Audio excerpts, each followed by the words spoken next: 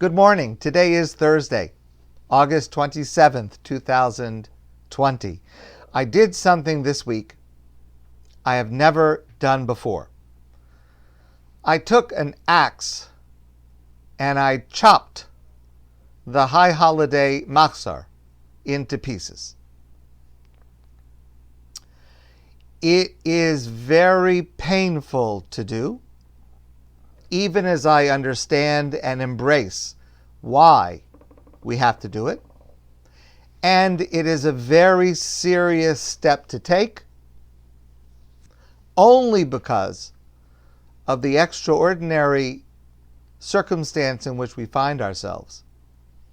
This year, we must have shorter prayer services because of the health risk, so that we are not gathered close together for too long a time, and also to accommodate the people who want to come with social distancing.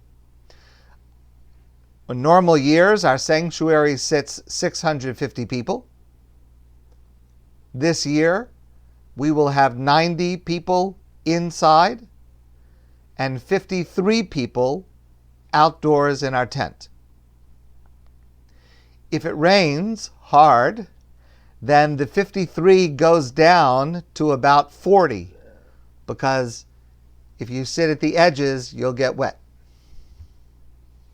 So the first point that I want to make is that, as I've been discussing many times, this is shas hadchak. This is an extraordinary circumstance for safety, to protect our health, and should not and will not be taken as normative in future years.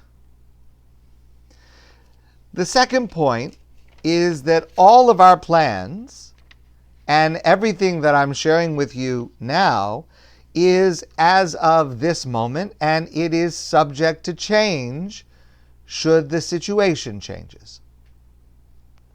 So we start our process by deciding on the maximum amount of time for a prayer service. And we have decided, again as of this moment, that that is a 2-hour maximum, based on the medical experts that we have consulted, based on halachic guidance from authorities that we have consulted. So we have decided that we will not surpass 2 hours at any one time. So the question is, how do we go from our regular Rosh Hashanah service, which is 5.5 hours, down to 2 hours?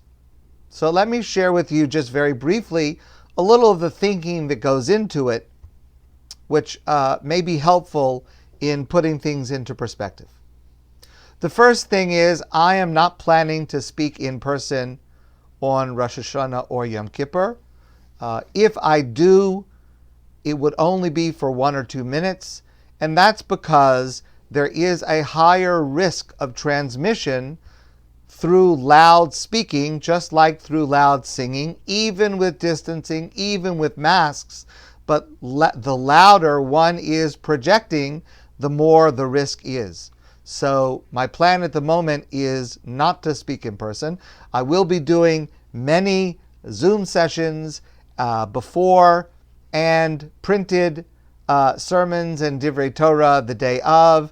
And please see the emails for all the details, because there will certainly be a lot of learning and a lot of talking going on, just in different forms. So that will cut off quite a chunk. The next chunk is Kriyas Torah, the Torah reading. So usually the Torah reading takes between 45 to 60 minutes. The problem with the regular Torah reading now is that normally it's 2 men standing close side by side, one reading from the Torah, one having the Aliyah. We've discussed this before. So currently what we are doing is that we only have one person, usually it's Rabbi Alex, and that one person takes the Torah out of the ark, puts it down, takes all of the aliyos himself, makes the bracha before and after each aliyah, does Hagba and Galila, lifts and wraps the Torah himself, so there is only one person involved in the entire thing, and that is much more safe because no one is standing close to anyone else. Also, it's much quicker because you're not calling people up, you're not announcing people's names, you're not waiting for people to walk, you're not waiting for people that didn't hear their name, they were talking to someone else, so you have to remind them it's time to come up. Also, no mishaberachs, no prayers in between, so it's much shorter. For Rosh Hashanah and Yom Kippur, we're planning one slight change in the detail, and that is that we are planning, again, just one person doing the whole thing by himself, but to only have one aliyah, that is, one bracha at the very beginning of the Torah reading, and then the second bracha at the very end of the Torah reading, which, by the way, this is supported by some of the authorities, not all of them. So this is a leniency that we are using under these extraordinary circumstances. But by the way, that's the way the Torah reading originally was at the time of the Gemara. When it was first instituted, there was only one bracha made at the very beginning of the Torah reading and a second bracha made only at the very end of the Torah reading. So in a sense, we are returning to that original practice. Again, it's not normative, but it is what we will do both for safety and to save time this year. As I mentioned before, there will be no chazanut, no cantorial singing, no loud singing for safety. And that, of course, is a large time savings. And also, it is a large loss in terms of how many people relate to the service. But again, that's what we have to do this year. In addition to that, we will shorten the normal prayer service. So, for example, Psuki de Zimra, the first section of the davening that usually takes about 40 minutes, 40, we are going to shorten that to about 5 minutes, just Baruch She'amar, Ashrei, and then Nishmas until Yishtabach. So from 40 to about 5 to 7 minutes. The largest amount of savings will come from omitting almost all of the piyutim. The piyutim are the poems, the beautiful and moving high holiday liturgy poetry that has been written over the centuries that adds so much beauty and so much meaning to the service. But since that comes from later sources, it is not obligatory, it is a custom, and we are allowed to dispense with it with heavy hearts when it is absolutely necessary. So what that means is the section of the davening from Baruch Hu until the Amidah will be the same as every regular Shabbos on first day Rosh Hashanah Shabbos, and on Sunday, second day Rosh Hashanah, exactly the same as every weekday. No additional poetry between Baruch Hu and the Amidah. The individual Amidah will be as regular for that day. The Rosh Hashanah davening, as it normally would be. And as I've mentioned before, and I'm certain that I will mention it again, this is the prayer that should be our focus of emphasis, of consciousness, of awareness. This time when we're speaking privately, directly to God, should be this year the absolute focus of our attention and effort in prayer during the services. Hazaras Hashatz, the reader's repetition of the Amidah, will be the same as the private Amidah. So that means without all of the piyutim, all of the additions, it will be the same as just repeating. The Chazan will be repeating exactly what was said by each private individual, no additions. I want to make it very clear that I strongly urge for you and for me that those prayers that we omit this year, we should say them at home. They can be said at home, they can be said by ourselves, and we should add them to our day. The service is going to be much shorter. So that means you're going to have a lot more time at home.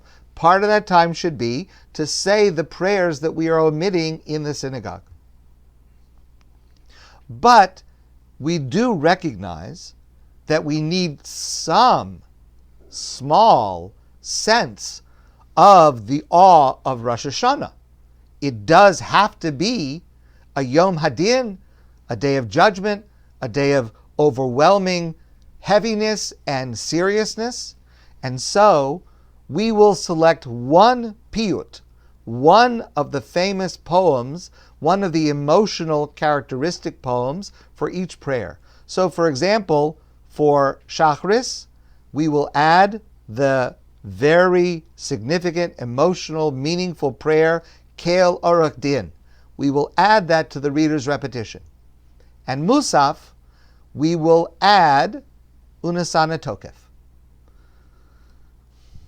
We will not have the Kohanim doing Birchas Kohanim, the priestly blessing, because we do not want to have a situation where these men are standing close, waiting to have their hands washed, and therefore it will be recited by the Chazan like in every regular day and Shabbos.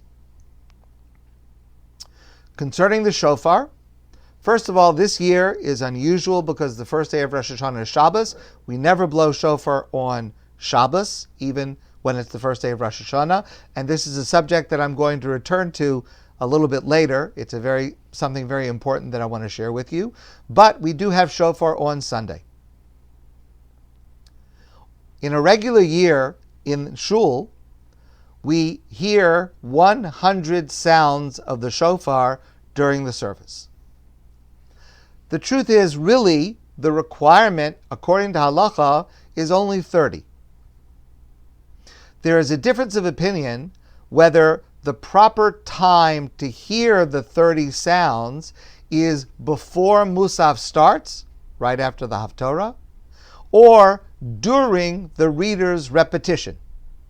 So in a normal year, we do both, 30 before Musaf and 30 during Musaf. That's 60.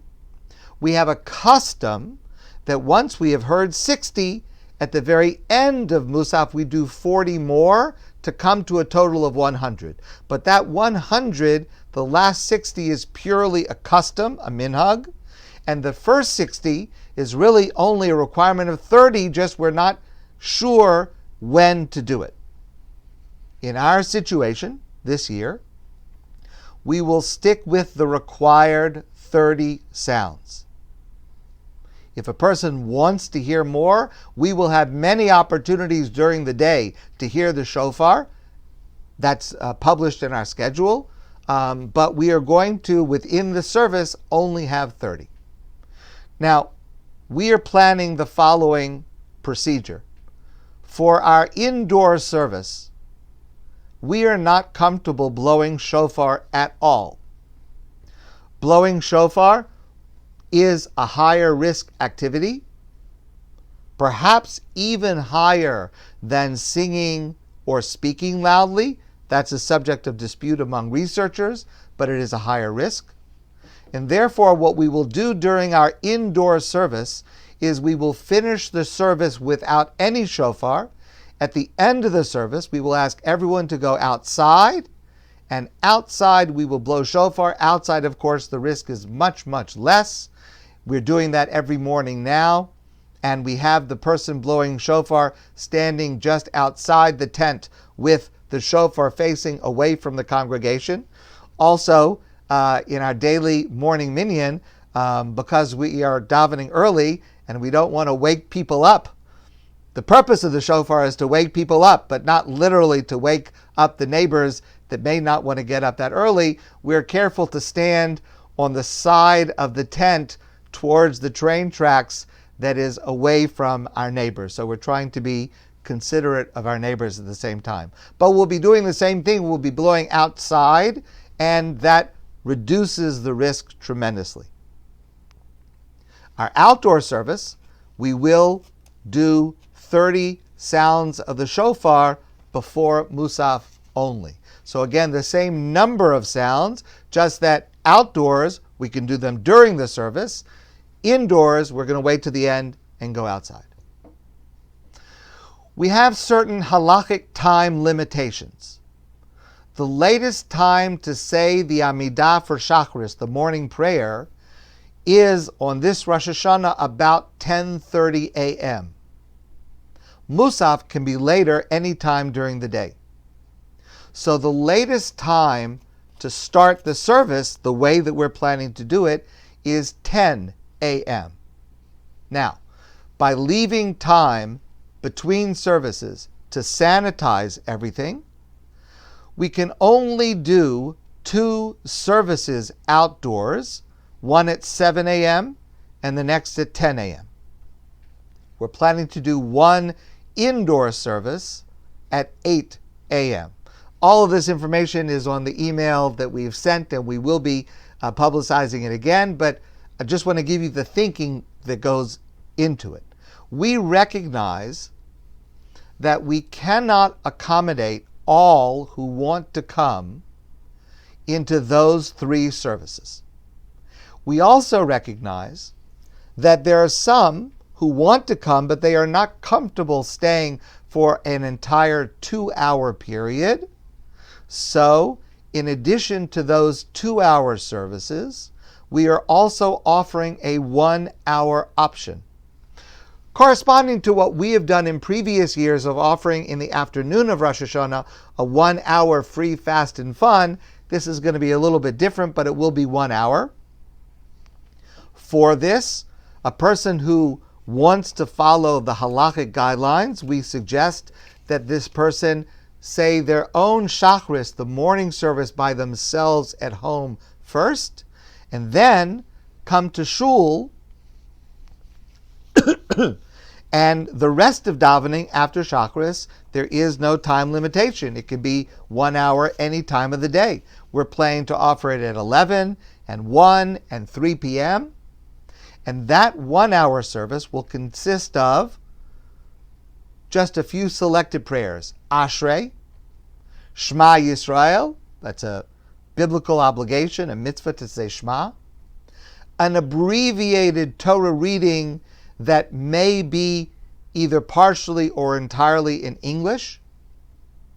The silent Musaf Amidah, again, that should be the focus of a person's concentration and prayer effort this year.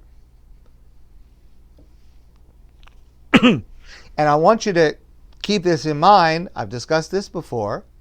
Even though we're not going to do the reader's repetition fully in this 1-hour service, there would not be time possible to do it, there is a mitzvah to say the silent Amidah as part of a minyan in shul, beyond saying it just at home by oneself, even separate from the reader's repetition. Saying the Amidah silently together with the minyan is a separate mitzvah from hearing the reader's repetition, 2 separate mitzvahs. As I said, for this 1-hour service, we will not have a reader's repetition, Chazaras Hashatz, but we will say the Unasana Tokef prayer and Aleinu and the mourner's Kaddish. And then on Sunday, the second day of Rosh Hashanah, when we have shofar, we will have the shofar also, again, 30 blasts of the shofar, outdoors only. Lastly, we need to limit children. And this is something that is also very serious and very painful to have to do, but we have to. But we are not exactly sure of what the details are. We're not sure what the cutoff will be, what we will actually be required to do, because this situation, as you understand, especially in Montreal, well, in many other places also, is in flux. Because school is starting, experts are not sure how it's going to play out over the next couple of weeks. All of our plans may change, as I mentioned before, over the next couple of weeks, depending on what happens. At this moment, the guideline we are using is that we are assuming we will only be able to accommodate children 10 years old and older for all of our services. That may change. It may go down, it may go up, and we will get expert input as it gets closer to Rosh Hashanah. At the moment, we're assuming it's 10 years old, but that could change. In order to respond to that reality, we are planning a separate program just for children and their parents each afternoon of Rosh Hashanah later in the afternoon, approximately 4:30 p.m., and that will be outdoors in our tent. That will be families sitting on blankets, each family separated 2 meters. And that will be a program with Lala Leslie Sherman, and me. Leslie will sing some songs. I will probably tell a story, lead a prayer, and we will blow shofar. And that will be about 35 to 45 minutes, specifically for children later in the afternoon. So that is our thinking as of this moment. It's subject to change. It is very with a heavy heart that we make these plans, but again, we embrace it because this year, this is what our mission is. This is what we are called on to do. And when the mission changes, we will pivot and change our plans as well. I would love to hear your feedback to any of this, your input, any advice you have for us as we go about planning this. And this is a work in progress that will be updated on a regular basis.